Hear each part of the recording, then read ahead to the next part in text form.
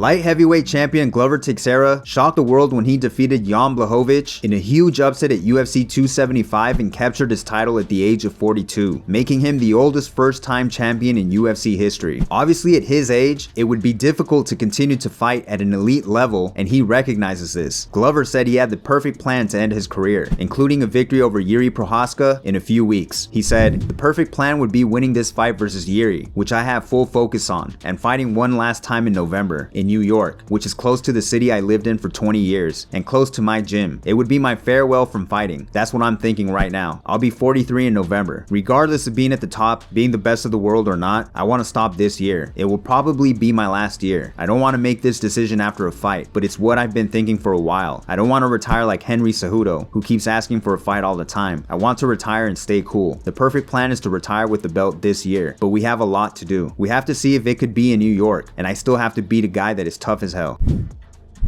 Derek Brunson went off on USADA on Twitter today. As you know, USADA requires fighters to always report their location in order for them to randomly drug test them. Well, Brunson has never had problems since USADA's inception in 2015, but apparently he's ran into a problem that's non-drug related, as he complained and said, "USADA has to be the worst testing program out. Imagine trying to handle business outside of the octagon and having to take quick flights to check on properties, having a family and other stuff going on, etc. And them giving you failures because you forgot to update the glitchy app. There's several athletes out here taking PEDs, but no one failing. Get your GPS feature back. Giving someone a failed whereabouts isn't the same as someone failing a PED test. Just to be clear, USADA gave me a whereabouts infraction because I didn't update my location, stating I have 2 whereabout infractions and one more could result in a 2-year suspension. They used to have GPS tracking. Maybe get back the system that worked for fighters."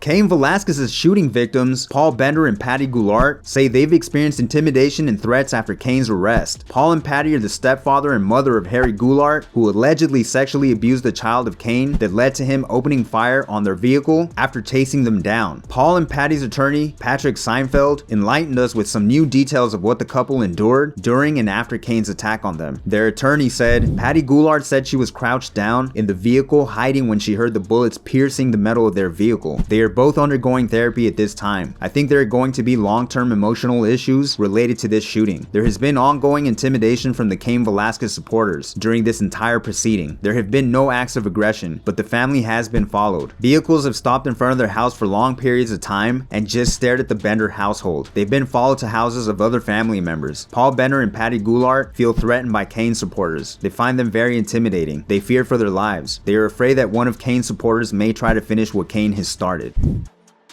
Kamaru Usman is currently dealing with a hand injury since his last bout versus Colby Covington back in November, which he won via unanimous decision. Kamaru mentioned in the past that he didn't want to give a specific date as to when he'd return, but he did mention toward the end of the year was a possibility. Well, Kamaru was asked whether it would bother him if the UFC created an interim title during his time away. Kamaru responded, "I've proven who I am. It's not like, oh, you just got the title, now you're out for a year or 2 years. But no, I believe it's if you're out for a year then it's an interim title. I mean, I just put in a year to cement where I am, and let's be honest, an interim title really just means you're the #1 contender, so I don't really think anything of it. Everyone knows who the champion is. Everyone knows who the pound for pound best fighter on the planet is, so that's all I'm thinking about is my health, and when I can get back in there and do what I love to do."